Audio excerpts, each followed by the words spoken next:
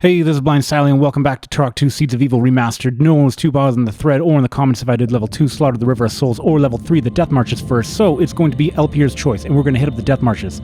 This is the shortest level in the game, so strap in, and we'll be in and out in no time at all.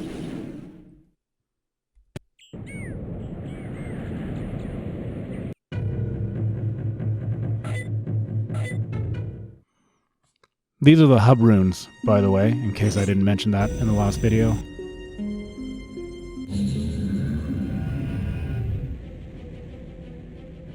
The Death Marshes.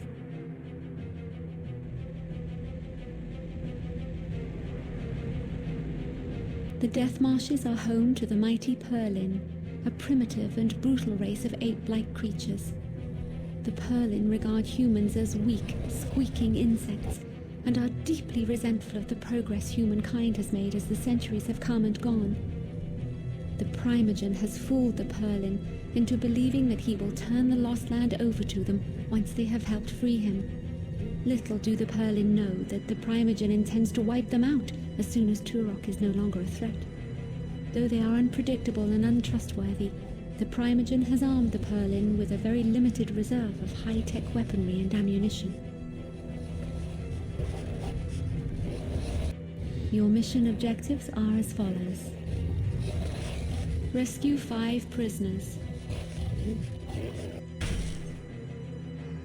Destroy 3 ammunition storage facilities. Locate the energy totem and defend it at all costs.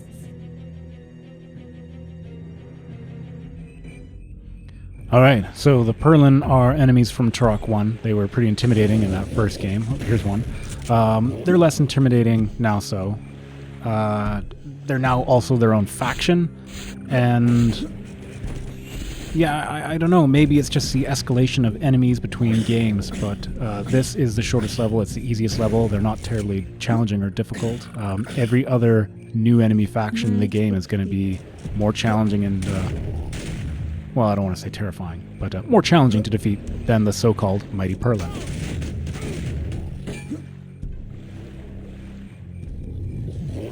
I like that the little ones carry around gigantic, chain guns, miniguns, whatever those are.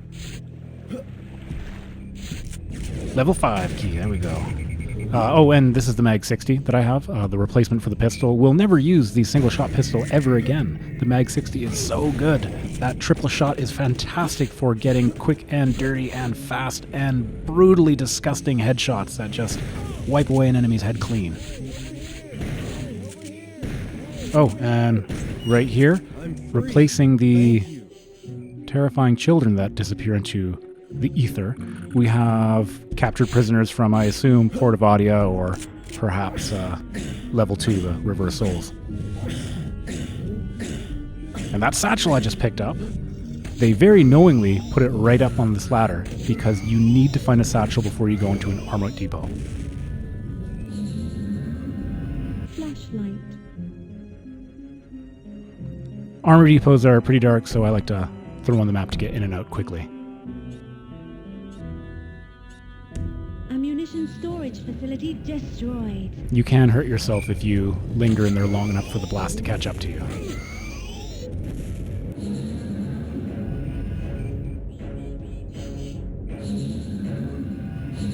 I almost decided not to go on the checkpoint and grab some ammo, but I'll just grab some ammunition here, and I probably won't be ducking into every checkpoint in future videos, so although I did that to show off the appearance of the flesh portals and the talisman area in the Port of Adia, I won't be doing it unless I really need to in other videos.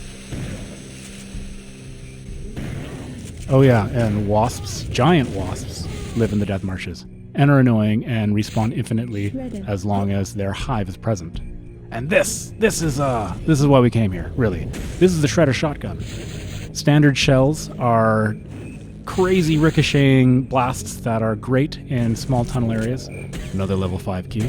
And the explosive blast is a much larger basically one-hit kill, shattering, rebounding ricochet shot. The Shredder is going to be a staple in my arsenal for the rest of the playthrough. This gun rules.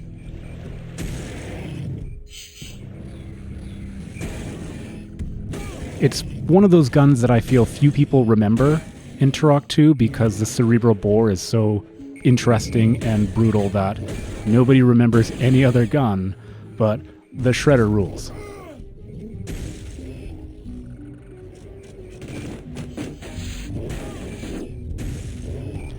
These armored purlin with the swords, those are in fact ranged weapons. That little green bit that you can see dangling off the hilt is actually a laser cannon, I guess.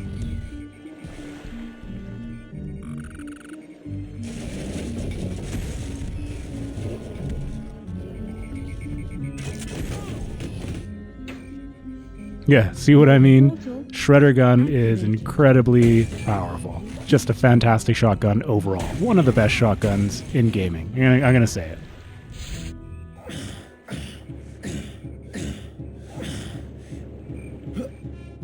Full health. I am Turok.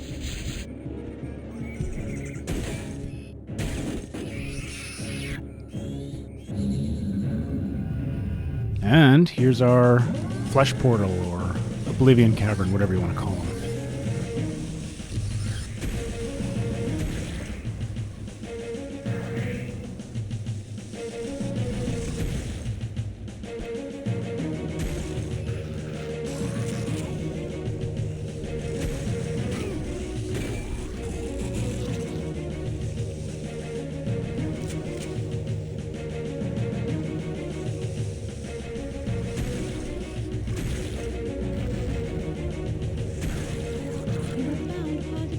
And that's it.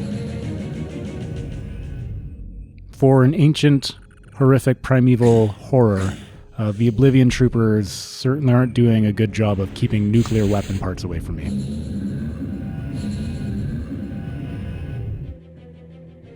Greetings, Turok. How may I assist you? Ammo granted. Health granted. So I'll point out, just because, again, it still kind of amazes me that this level is so short. Dense, but short. We're halfway through this video.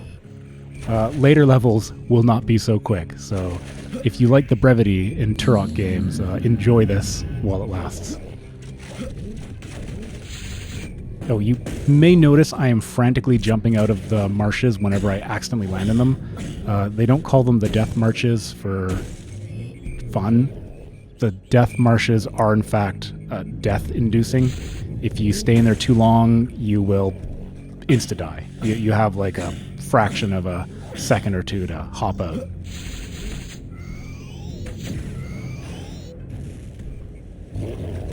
But here we go. That satellite grab we can drop off here, and this is our second ammo dump out of the way.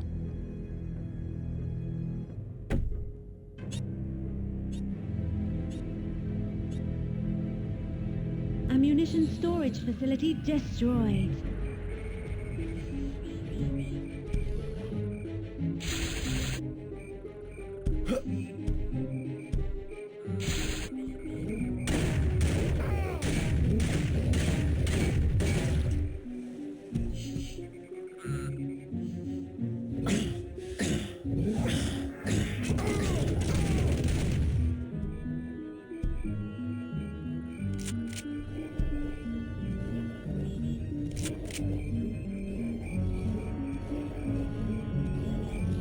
Plasma rifle. The secret right here, Capability enabled. totally worth it for the plasma rifle. The laser plasma weapon we get is superior to this one right here, but this one is really effective against the purlin. As you can see, the armored purlin I just took down in 2 shots. Shredder.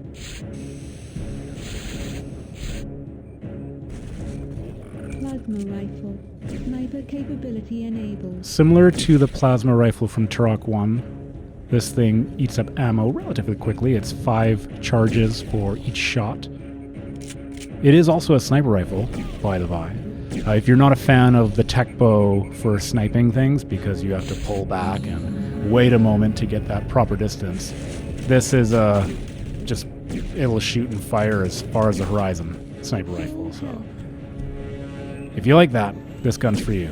Although I don't find there are a lot of need for sniping enemies in Turok 2.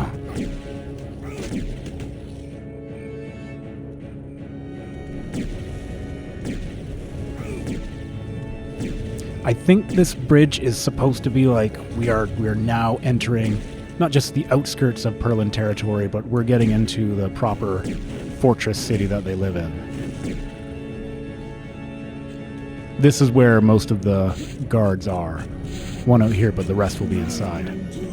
Importantly, a grenade launcher is now in our arsenal. So when I said our choices in the thread and in the comments, when I said our choices are between level 2, which is a kind of a progression from level 1, and we'll mostly be using small arms, pistol, shotgun, or level 3, which is going to give us a lot of great guns, I was thinking of the shredder, the plasma rifle, the grenade launcher.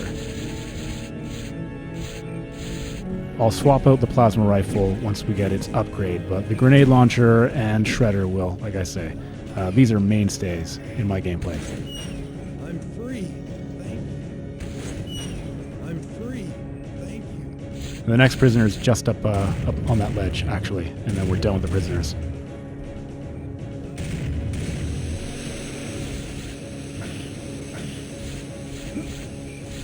Right there is, in fact, our Talisman Chamber, so this will be our first proper talisman ability we get, because we had to skip the one in the Port of Adia.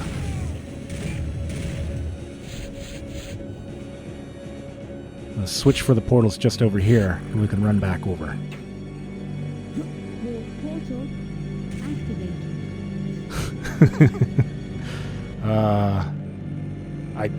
I don't know if this... I don't know if that entrail is suffering or not. Let's leave it alone.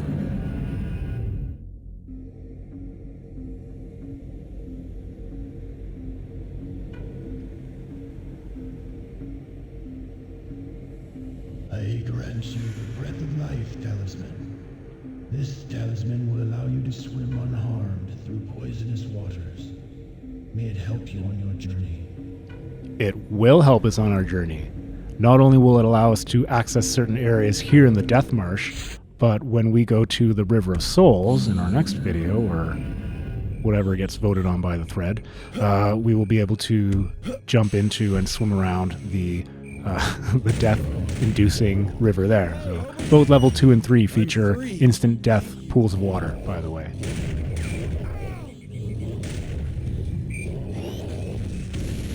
Well, yeah, we haven't really seen a lot of that. The rocks that are around here, the Perlin, do indeed pick up and toss at you.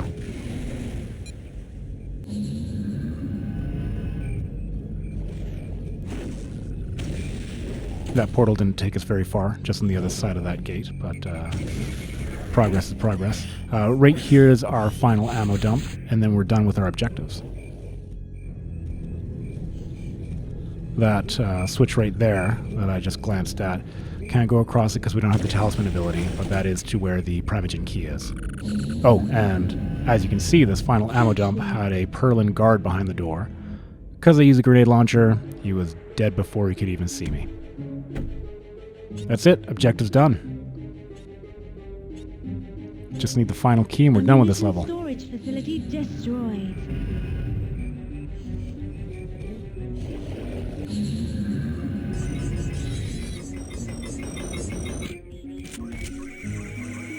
Grabbing that key unlocks these doors, and a whole bunch of raptors come out of these pens.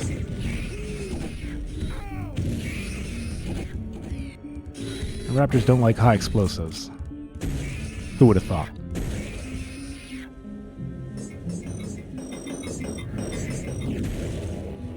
This here is the last of the Perlin outpost, and then we're done. There's no boss fight for this level, and I don't know, given that the Perlin were, in Turok 1, some pretty intimidating enemies, I feel like they got a bit of a short shrift here in Turok 2. Shortest level, most easily defeated end level. They're not going to be too much trouble here in the totem.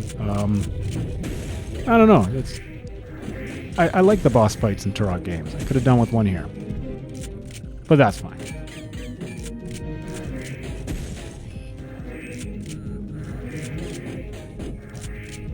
Yeah, they're not even sending out the big fast guys. Just the fellows here with the... Oh, there's one. But mostly those minigun guys who just do tiny, tiny amounts of damage to the totem, giving us plenty of time to stock up on explosive shells and, well, destroy them all. That's it. Thank you for watching. See you next time on Turok 2 Remastered. Game saved.